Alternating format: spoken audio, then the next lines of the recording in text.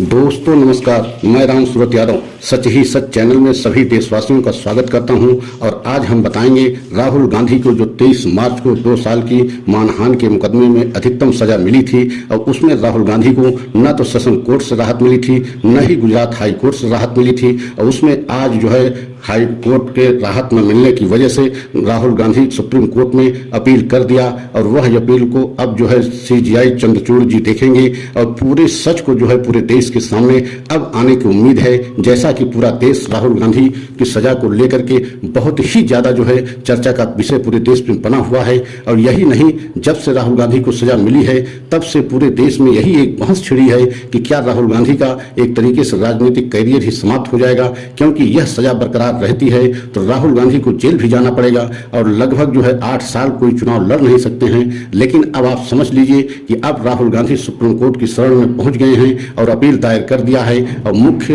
एक तरीके से chief justice of India CGI के कोर्ट में उनकी याचिका सुनी जाएगी। और आपने यह भी देखा है कि राहुल गांधी से पहले एक तरीके से प्रदेश मोदी जो जिनके शिकायत करने पर राहुल गांधी को सजा मिली थी, प्रदेश मोदी उनसे पहले मतलब राहुल गांधी से पहले ही कैबिनेट दाखिल करके ये सुप्रीम कोर्ट में कहा था कि हमें जो है इस मामले में कोई भी आदेश करने से पहले सुप्रीम कोर्ट हमारी भी बात सुने। तो आप समझ सकते हैं कि पहले ही जो है प्रदेश मोदी के जो है सुप्रीम कोर्ट में पहुंचना या यह बताता है या ये डर दिखा रहा है कि क्या राहुल गांधी की सजा में कोई ऐसी प्लानिंग या साजिश थी, क्योंकि राहुल गांधी जिस मुकदमे में जिस मानहानि के मुकदमे में उनको सजा मिली है इसमें सबसे बड़ा जो है कानूनी पेच यह फंसा हुआ है कि राहुल गांधी भाषण 2019 में एक तरीके से कर्नाटक कोलार में दिया था, लेकिन ये सजा की सारी कार्यवाही शिकायतकर्ता प्रदेश मोदी से लेकर के मतलब जो है सजा तक जो उनको मिली यह सारी जो है कार्यवाही जो है गुजरात में हुई। तो यह एक बहुत बड़ा कानूनी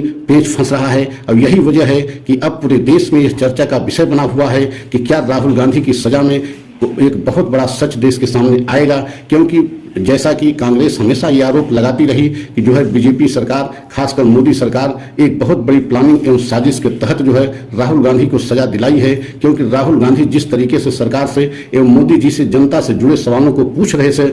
रहे थे उससे बीजेपी बहुत हैरान परेशान थी। आपने देखा था कि 7 फरवरी को जब संसद चल रहा था तो संसद में किस तरीके से राहुल गांधी एक तरीके से बहुत तीखे सवाल जो है मोदी सरकार से पूछे थे और अडानी को लेकर के पूछे थे कि अडानी से मोदी जी का क्या रिश्ता है। मोदी जी को पूरे देश के सामने संसद में ये इस बात को जो है बताना चाहिए कि पूरे देश की संपत्ति अडानी के हाथों में क्यों बेच रहे हैं। और यही से कहानी एक तरीके से आप समझ लीजिए कि यहीं से पूरी कहानी शुरू होती है। 7 फरवरी को उन्होंने जब संसद में सवालों की बौछार बीजेपी पे किया था, मोदी के ऊपर जो है सवालों की बौछार किया था, उसके बाद ही जो है 23 मार्च को मतलब यानी 1 महीना 1.5 महीने सवा महीना के बाद ही उनको जो है 23 मार्च को सजा जो है 2 साल की अधिकतम मानहानि के मुकदमे में दी जाती है। और आप समझ सकते हैं कि पूरे देश में जिस तरीके से राहुल गांधी के सजा को लेकर के पूरे देश में चर्चा का विषय बना हुआ है, अभी तक बना हुआ है और सिर्फ जनता में ही चर्चा का विषय नहीं बना हुआ है बल्कि पूरे देश की राजनीति में एक तरीके से भूचाल आ गया है। और भूचाल का आपने उदाहरण देखा है कि जब से राहुल गांधी की सजा मिली है तभी से देश की सभी विपक्ष की पार्टियां राहुल गांधी के पक्ष में खड़ी हो गई हैं और एक तरीके से सभी पार्टियां समर्थन जता रही हैं कि राहुल गांधी को जो सजा मिली है एकदम गलत मिली है, क्योंकि राहुल गांधी का ऐसा कुछ कहने का इंटेंशन नहीं था। और खासकर प्रदेश मोदी जिन्होंने शिकायत करता है और जिनके शिकायत करने पर राहुल गांधी को सजा मिली है तो उनका तो नाम राहुल गांधी भाषण में लिए ही नहीं थे। और ये सारा जो है भाषण राहुल गांधी जो है कर्नाटक में दिए, मतलब कर्नाटक कोलार में दिए, लेकिन यह मामला जो है गुजरात कैसे पहुंचा और ये कार्यवाही जो भी होनी भी चाहिए थी तो सारी कर्नाटक में होनी चाहिए थी। लेकिन एक साजिश प्लानिंग के तहत ये आरोप जिस तरीके से जो है कांग्रेस हमेशा लगाती रही और आपने देखा है कि बहुत बड़े समाज सेवी एक तरीके से योगेंद्र यादव और पत्रकार भी बहुत पूर्व रह चुके हैं, बहुत जाने माने पत्रकार रहे हैं और अन्ना हजारे के आंदोलन में बढ़ चढ़ के हिस्सा लेने वाले योगेंद्र यादव ने भी बहुत सारे आरोप लगाए थे कि राहुल गांधी को सजा या एक तरीके से प्लानिंग एवं साजिश के तहत दी गई, क्योंकि जिस तरीके से वो सवाल मोदी जी से पूछ रहे थे और खासकर जनता से जुड़े सवालों को पूछ रहे थे उससे बहुत ज्यादा एक तरीके से मोदी सरकार बैकफुट पे आ गई थी और यही चाह रही थी कि किसी तरीके से राहुल गांधी को जो है चुप कराया जाए, राहुल गांधी को एक तरीके से संसद से दूर रखा जाए। लेकिन आपने यह भी देखा है कि जब राहुल गांधी को सजा मिली थी तो राहुल गांधी ने स्पष्ट कह दिया था कि हम जनता की आवाज को किसी भी कीमत पर जो है मतलब कमजोर नहीं होने देंगे और जनता की आवाज हम उठाते रहेंगे और जनता के सवाल प्रधानमंत्री और जो है मोदी सरकार से पूछते रहेंगे। इसके लिए हमें कोई भी कुर्बानी देनी पड़े, हम उस कुर्बानी को देने के लिए तैयार हैं, क्योंकि हम एक शहीद के पुत्र हैं और शहीद के पुत्र की तरीके से ही जिएंगे और जनता के लिए जिएंगे। हमें जेल जाना पड़े या हमारी सांसदी छीन ली जाए या जो हमारी जान चली जाए, लेकिन हम जनता के सवालों को पूछना मोदी सरकार से नहीं बंद करेंगे। तो यह जब राहुल गांधी कई प्रेस कॉन्फ्रेंस में कहा और इस जो है प्रेस कॉन्फ्रेंस में ऐसे जो है बयानों को देने के बाद बीजेपी और एकदम बैक फुट पे आ गई और देश में, पूरे देश में राहुल गांधी की चर्चा और लोकप्रियता इस कदर बढ़ रही है कि आप देख रहे हैं कि बीजेपी बेहद हैरान परेशान है और राहुल गांधी ऐसे ऐसे जो है काम कर रहे हैं जनता के बीच में जाकर के कि अभी आपने देखा है कि राहुल गांधी जनता के बीच में लोगों के साथ खेतों में धान लगाते देखे गए। आप कल्पना कीजिए क्या कोई इतना बड़ा नेता ऐसा कर सकता है, लेकिन राहुल गांधी सब कुछ वह कर रहे हैं जिससे वो सीधे जनता से जुड़ रहे हैं। 3,500 की किलोमीटर की यात्रा भी कन्याकुमारी से कश्मीर तक उन्होंने करके दिखाया, जबकि बीजेपी एकदम हंसी उड़ा रही थी कि राहुल गांधी ये यात्रा कभी नहीं कर पाएंगे, लेकिन राहुल गांधी वह भी करके दिखाया। और आज आप देख रहे हैं कि जहां भी जनता के ऊपर कोई भी विपत्ति या आफत आती है तो सबसे पहले राहुल गांधी वहां पहुंचते हैं और उनके दुखों में शामिल होते हैं, उनके साथ खड़ा होते हैं, आश्वासन देते हैं कि आप बिल्कुल परेशान न हो, आपकी जो समस्या बहुत जल्द दूर होगी। ये बीजेपी सरकार पूरे देश में नफरत का माहौल फैला दिया है और पूरे देश में एक तरीके से जिस तरीके से नफरत का माहौल फैला हुआ है उसी को हम एकदम समाप्त करने के लिए हमारा ये मिशन चल रहा है और हम पूरे देश में एक तरीके से मोहब्बत की दुकान खोलने की कोशिश कर रहे हैं। तो आप कल्पना कीजिए कि राहुल गांधी की सजा में अगर कहीं जो है कमियां रही या प्लानिंग साजिश रही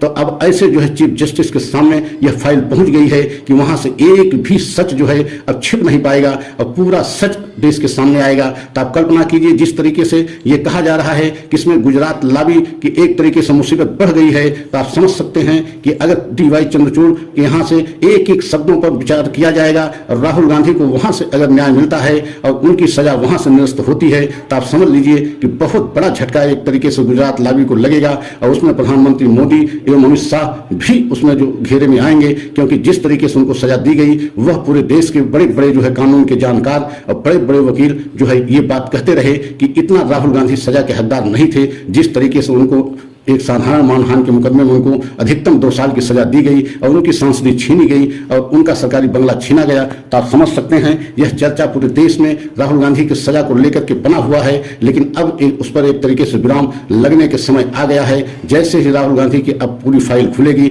और उन्हें एक एक शब्दों पर उस पर जो है गहन विचार विमर्श करते हुए और उसकी समीक्षा करते हुए जो है डीवाई चंद्रचूड़ एकदम जो है सच को देश के सामने लाएंगे और सच आ गया पूरे देश के सामने और राहुल गांधी को वहां न्याय मिल गया, तो आप समझ सकते हैं कि एक तरीके से गुजरात लॉबी को बहुत बड़ा झटका लगेगा और खासकर मोदी और शाह को झटका लगेगा कि अगर ये चाहते तो ये मामला और पहले शांत हो सकता था। लेकिन आप कल्पना कीजिए कि जिस तरीके से राहुल गांधी को लेकर के, राहुल गांधी की लोकप्रियता को लेकर के इस समय पूरी बीजेपी हैरान परेशान है और यह समझ रही है कि अब राहुल गांधी को रोक पाना संभव नहीं है, क्योंकि राहुल गांधी हर जगह ऐसे जगह जनता के बीच में देखे जाते हैं कि धान लगाते देखे जाते हैं, ट्रक ड्राइवरों को साथ देखे जाते हैं। मतलब राहुल गांधी को अपनी सुरक्षा को लेकर के भी बिल्कुल चिंता नहीं है, लेकिन देश की समस्या को और देश के लोगों की समस्या को वो बहुत ज्यादा ध्यान में रख रहे हैं और एकदम सभी देशवासियों की समस्या को सर्वोपरि रख रहे हैं। यही वजह है कि हर जगह जहां नहीं कल्पना कोई कर सकता है वहां भी राहुल गांधी देखे जा सकते हैं। तो आप समझ सकते हैं कि आने वाले समय में राहुल गांधी की लोकप्रियता जिस तरीके से बढ़ती जा रही है उससे बीजेपी बेहद हैरान परेशान है।